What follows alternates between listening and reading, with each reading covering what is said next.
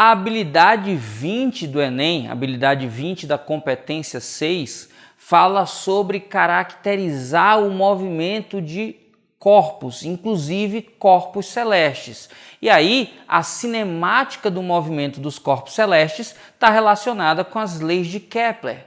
A primeira lei, ou lei da trajetória, diz que o corpo que está orbitando o Sol orbita numa trajetória elíptica. Então, os planetas giram em torno do Sol numa trajetória elíptica, em que o Sol ocupa um dos focos da elipse. É por isso que em parte da trajetória o corpo está mais próximo do Sol, em parte da trajetória está mais longe.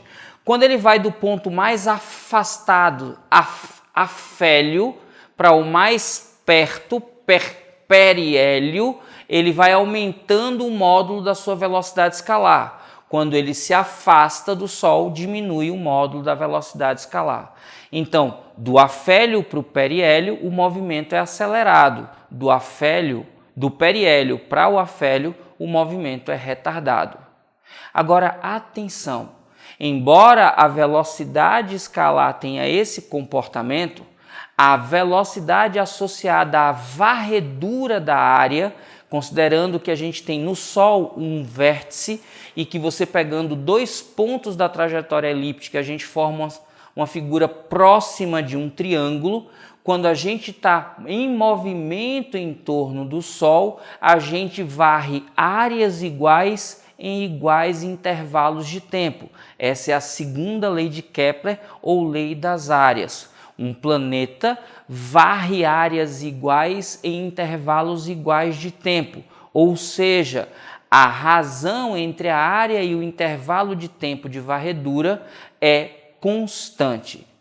A terceira lei de Kepler, ou lei dos períodos, fala da relação entre o tempo para completar uma volta em torno do Sol e a distância média do planeta ao Sol, o raio da trajetória. Kepler percebeu que o quadrado do período era diretamente proporcional ao cubo da distância média. Isso quer dizer, então, que a razão entre o quadrado do período e o cubo do raio é constante. Agora, atenção, essa constante depende da massa central em torno do qual o corpo orbita. Quando a gente fala dos planetas, a massa central é a massa do Sol. Então, a razão entre t² e r ao cubo é proporcional a essa massa. Quando a gente fala dos satélites naturais que orbitam em torno de um planeta, como, por exemplo, a Lua em torno da Terra, a massa central é a massa da Terra. Por isso, a razão t² sobre r ao cubo só é constante para uma mesma massa central. Cuidado com isso. Cuidado com a pegadinha. Toda força gravitacional é força-peso? 3 segundos para você responder. Não. Muita atenção. Newton deixou claro que a força de atração gravitacional acontece entre quaisquer corpos massivos.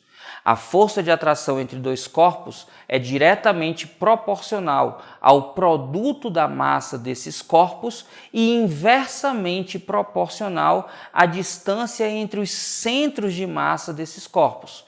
Colocando na fórmula, a gente tem que força gravitacional é dado pelo produto da constante vezes a massa do corpo 1 vezes a massa do corpo 2 sobre a distância ao quadrado.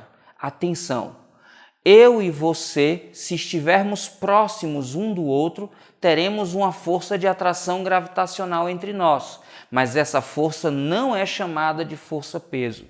Para ser chamado de força-peso, um dos corpos deve ser um planeta, ou uma estrela, ou deve ser um corpo celeste. Então, quando eu estou na Terra, a força gravitacional que a Terra faz sobre o meu corpo, sim, é a força-peso. Quando eu estou na Lua, a força gravitacional que a Lua faz sobre o meu corpo é força-peso. Mas quando eu estou próximo a você, a força gravitacional que você faz em mim não é força-peso. Muito cuidado com isso.